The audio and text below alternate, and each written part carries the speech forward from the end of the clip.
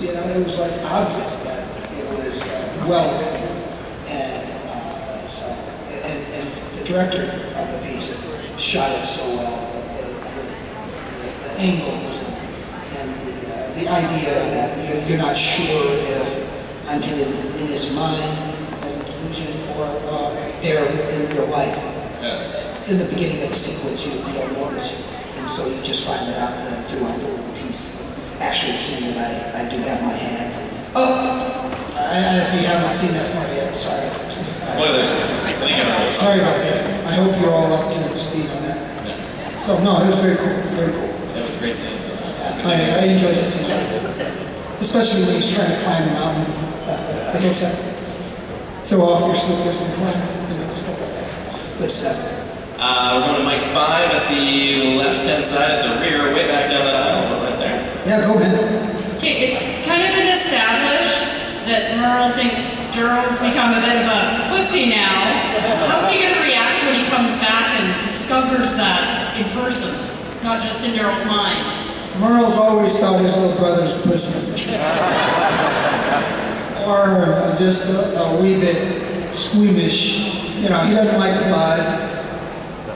He doesn't like to get beaten up. Sensitive. Sensitive. He's a sensitive type. And, you know, Merle, you know, he's always been a little bit off. Durrell. I'm talking about Durrell. Yeah. And so it's not going to surprise Merle to know that Durrell is there and maybe gotten to be friends with these people. He's a very social creature. No, he's not actually. He's a very quiet, private person. But you know, I don't care. Okay? Merle does not care what Durrell is doing. Period.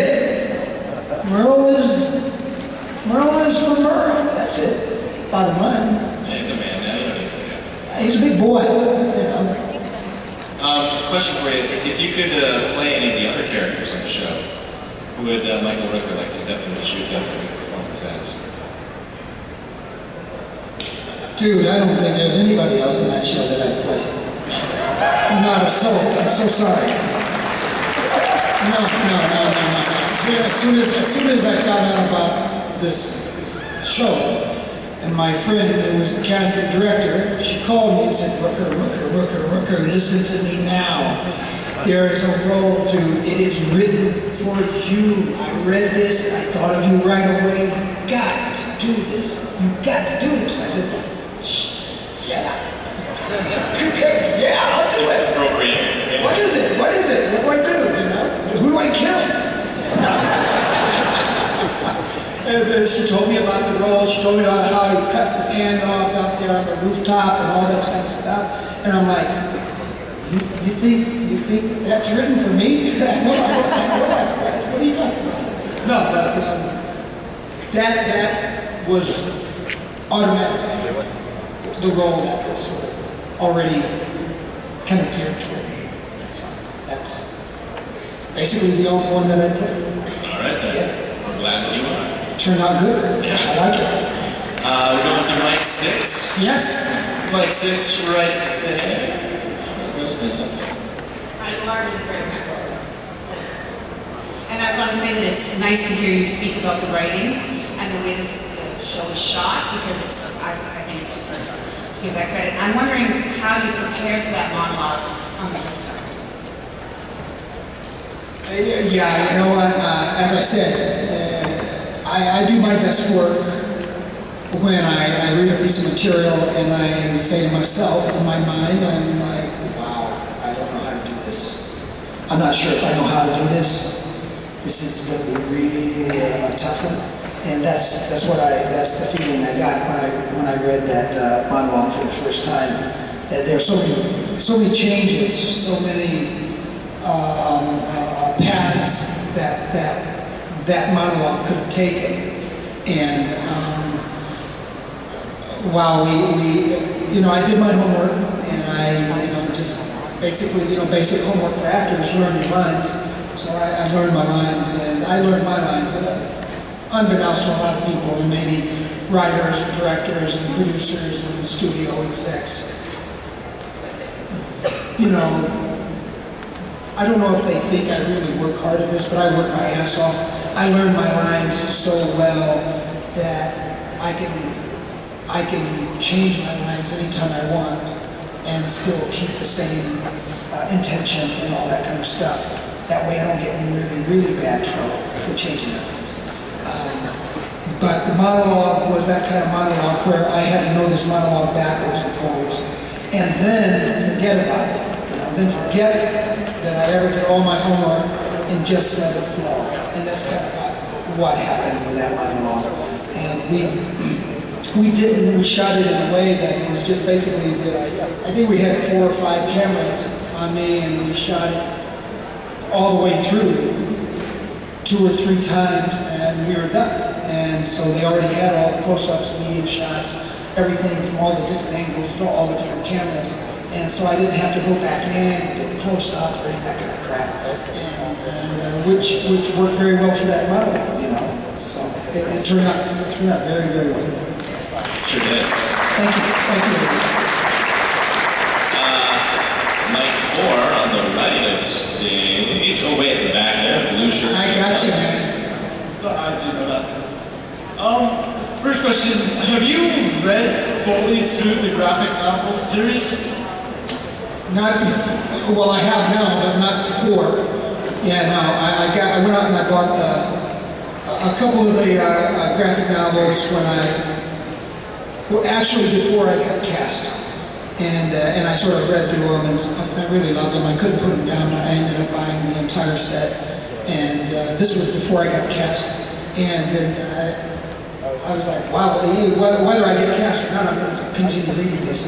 So, and I was lucky enough to get cast as Merle on Walking Dead, and I continued reading the graphic novels as well. Awesome, man. Good stuff. Was there a second part to that? No? Okay. We got mic 5 at center stage. Got the back right there. Hey, huge fan for a long time. This is going way back. I want to know what kind of mind frame you were in to do the role of Henry. Oh yes. Why? That's such an amazing character, and it's just stuck with me for so long. Thank you. Yeah, I know. I was just joking with you. Boy, oh boy, you know what? I like to make a joke with people when people ask me this question. I've heard this question before, and I tell people generally that there was no preparation for that role. I just got right into it and did it. See what I mean? Into the ugly, scary role, and when I tell people I just step right into it without any kind of preparation, they are stunned. Usually because it's a serial killer role. In case some of you folks don't know about it, Henry, I think, oh my gosh, I don't know, maybe there's a 33 body count in that little movie. I don't know. It's a tough one. I didn't do a lot of research, but I did do a lot of. I watched several of his videos when he was being interrogated by Texas Rangers and other police organizations, and I was very, very cognizant of his body language. I'm talking about the actual Henry Lee Lucas, yeah. And I watched his body language, his tone of voice, and just the way he answered his questions and things like that, and that really, really helped me a lot in kind of getting to where I needed to be to do this role. We're going to the center floor with mic 5. Right there. Gotcha. Do you think Merle is cut out too soon in the TV series? Yeah, he's not cut out at all. He's always been there, whether or not he's there or not. You know he's there, and you think he's there, but he's really not. I mean, tell me, be honest, when the little kid, when the deer got shot and the bullet went through the kid and went through the deer and shot the kid, didn't you think Merle did that? It's true. It's true. Every episode you keep thinking, like, when is he going to... That's one of the things about the show that I love so much, the anticipation of what is waiting around that corner. What's waiting around that corner you can't see, and couldn't see him. But he was still in your mind, he's still there somewhere. And you're just waiting for him to jump out, take Rick by the hair of the head, and twist it off. I mean, right? I mean, you're just waiting for him to come there and get his revenge for them leaving him on the rooftop. And that was every episode almost. You know, I mean, I had people come up to me and looking me in the eye and pointing and saying, "I know you kidnapped that little girl. I know you did it." Well, on that same topic of your character getting cut out, I mean, the first season was only 6 episodes. The second season was 10, if I'm not mistaken. 10 or 13, I think it was 13, yeah. Well, there is this new trend of the cable shows that are getting these huge reactions, like The Walking Dead. They're more focused, you know, rather than these long 21 episode shows. Do you prefer one over the other? Do you think that by reducing the number of episodes that a show gets per season increases the quality per episode? You know, I think The Walking Dead's already proven that wrong. We've gone up from 6 to 13, and the quality was still good. Yeah. Albeit some people didn't like the pacing, I think. It's sort of mid-season, but it picked up toward the end, and everybody's happy now. I think, to be perfectly honest, I don't do a lot of television, so I'm not familiar with this whole process. I usually do a film and I'm out of there. Goodbye. I don't have to see you guys ever again. Up yours. And now I have to actually work with people on a weekly basis. I have to be nice. This is going to be the hardest part of my job, is having to deal with the same people every week. That's why I have to be a good guy, right? Well, thanks for doing it for us. We appreciate it. Mike 4, stage right near the back. Hi. I want to know if you're going to be replacing your hand that you cut off later on when you make a reappearance. What do you think I should replace it with? A bazooka? I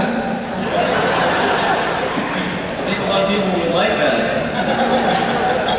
Bazooka. That was my first choice. I want a bazooka. You know, like World War II bazooka, you know, the big green ones? Be heavy to carry around. It would be tough, you know. The guns. I'm working on the guns, you know. Bazooka arm, that'd be my bazooka arm. You know what? I don't know. I can't comment on that. I'm sure that thinking of Merle and how it's written thus far and how I've played it so far, I find it hard to believe that Merle would walk around with this stuff. That's the answer. So whatever happens, you're going to be surprised, and I'll be a bit surprised too. We'll see. Looking forward to it. Mike 6, left center. Oh, right there down the middle of the aisle again. Hi, Michael. I'm wondering if you can tell us how you began your career and perhaps your audition process for the role of Henry. You know what? I began my career as a theater actor. I went to a school called the Goodman School of Drama out of Chicago, and we were at DePaul University. Yeah! A little far for people from there. Oh, that's true. You know, is it Calgary?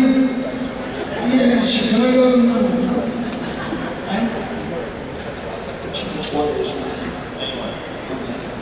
For me. sure thing.